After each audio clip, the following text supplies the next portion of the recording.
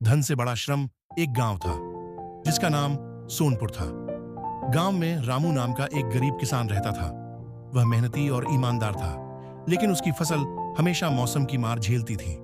दूसरी ओर मोहन गांव का सबसे अमीर आदमी था, मगर घमंडी और स्वार्थी था। रामू के पास एक छोटा सा खेत था जिससे वह अपने परिवार का पेट पालता था। एक साल सूखा पड़ गया और उसकी फसल पूरी तरह से नष्ट हो गई।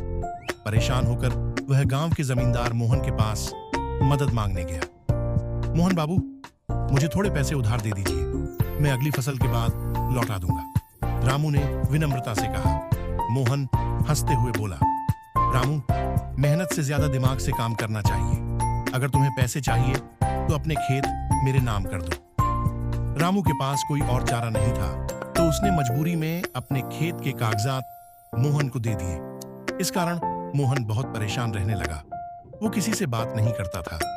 रामू की हालत देखकर गांव के कुछ बुजुर्ग इकट्ठे हुए।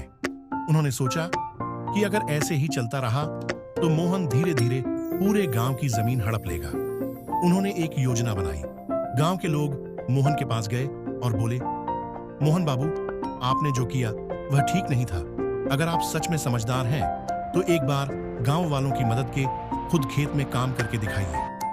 मोहन को लगा कि यह आसान काम होगा, लेकिन जब वह खेत में उतरा तो धूप, मिट्टी और मेहनत से वह थक गया। कुछ ही घंटों में उसकी हालत खराब हो गई और वो थक हार कर गिर गया और रोने लगा। तब कुछ गांव वालों ने उसे समझाया, जो मेहनत करता है वही असली मालिक होता है।